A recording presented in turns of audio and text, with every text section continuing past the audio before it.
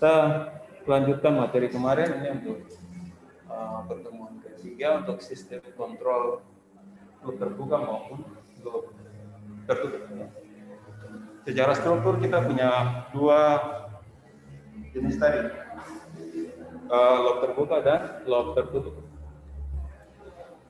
Kalau loop terbuka berarti apapun yang kita berikan ke controller tidak akan berpengaruh kepada input ya. Jadi kita bisa baca definisi di atas, saya restate lagi, saya ulangi lagi. Jadi merupakan kontrol yang keluarannya tidak terpengaruh pada akhir pengontrolan, gitu ya.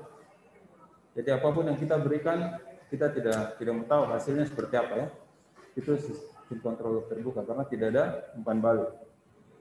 Jadi seperti contoh kemarin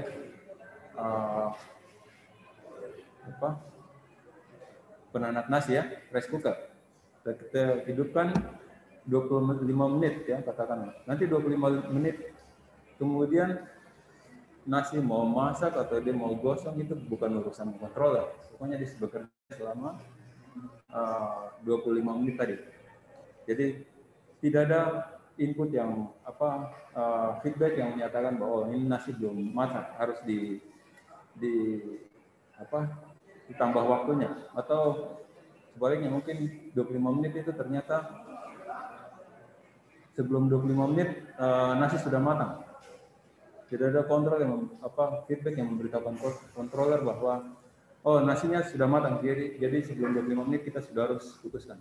Jadi sistem kontrol loop terbuka ini atau open loop ini seperti itu, tidak ada feedback ya, jadi ada keluarannya tidak berpengaruh pada aksi pengontrolan tadi.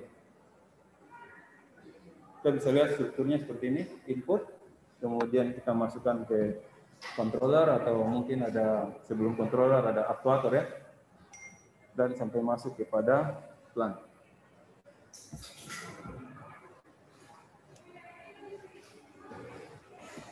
Itu tadi, kemudian masuk ke plant dan akhirnya ke output.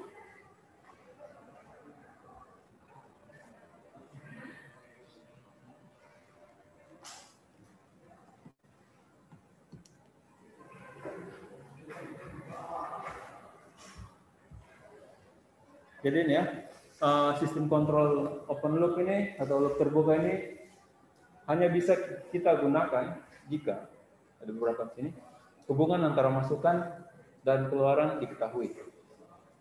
Jadi ini hubungan kita punya masukan seperti apa, keluaran seperti apa, sudah kita ketahui, bisa kita definisikan ya.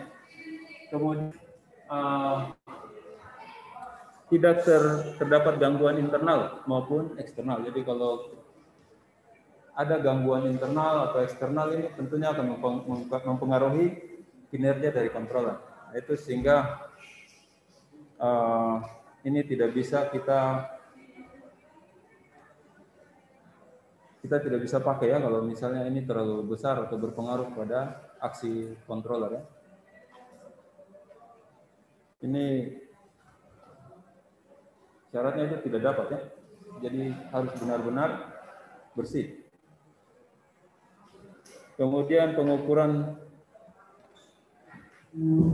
jika pengukuran output secara presisi sangat sulit atau mahal ya. Sangat sulit atau mahal. Jadi misalnya tadi penanak nasi tadi ya, kita punya open loop kan. Nah, kalau kita harus melakukan pengukuran,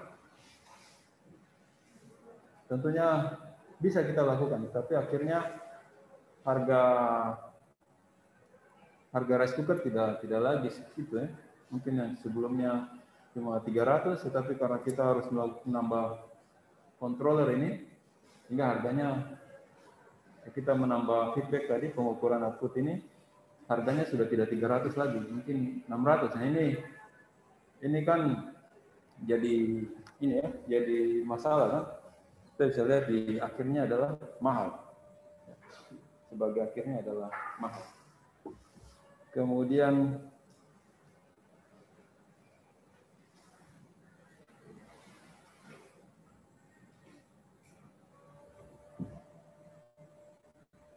untuk yang sulit, misalnya yang sulit seperti apa?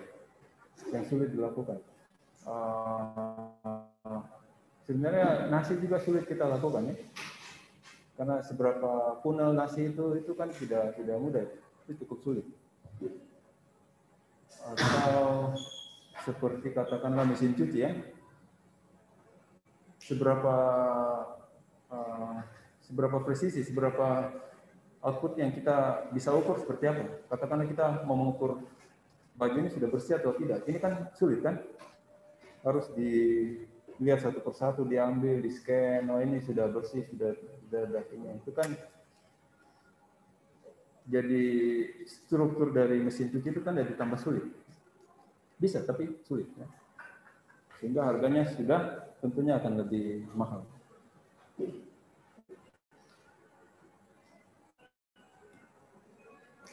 Oke, kita lanjut. Nah, ini beberapa keuntungan dan kerugian ya. Yang pertama,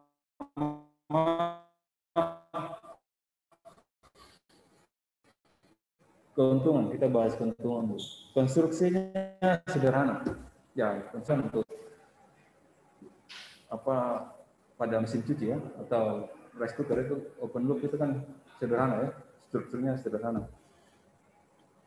Biaya konstruksi dan pemeliharaan relatif rendah. Tentu ya, kalau cuma timer tadi kan lebih murah ya.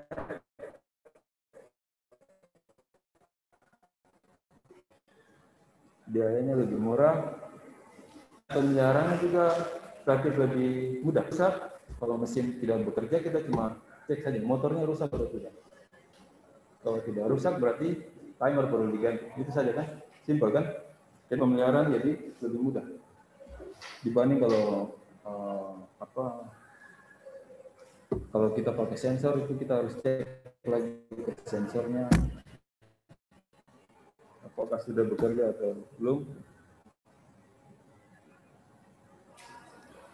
Yang berikut tidak memiliki masalah dalam hal stabilitas. Jadi sebelum controller ini kita kerjakan, kita harus tahu bahwa sistem ini betul-betul stabil. Kita uji dulu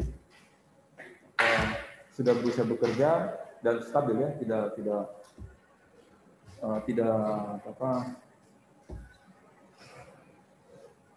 menjadi sesuatu yang di luar kendali ya. Kalau di luar kendali berarti tidak stabil. Jadi, setelah kita tahu itu sudah dapat bekerja dengan baik, kita bisa mengerjakan dan dengan harapan tidak stabilitas berikutnya tidak akan terganggu ya.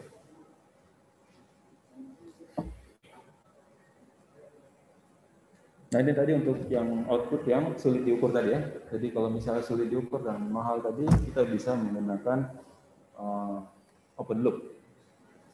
Kekurangannya apa? Kita perlu kalibrasi. Kalibrasi perlu. Kita set timer ini apa betul? Set yang kita putar ini sudah 25 menit atau 20 menit. Itu kita perlu kalibrasi. Nah, kalau tidak kalibrasi kan jadinya tidak sesuai ya. Kemudian hanya bisa digunakan setelah input dan output tadi diketahui ya tadi sebagai syarat itu tadi. Jadi inputnya seperti apa, outputnya seperti apa sudah kita ketahui. Tinggal prosesnya kita kerjakan. Ini tadi gangguan tidak boleh ada karena kalau ada gangguan berarti apa yang kita sudah rencanakan tidak akan berjalan sesuai dengan target. Kemudian kekurangan berikut nilai output yang dapat berubah terhadap waktu. Ya. Nilai output dapat berubah terhadap waktu.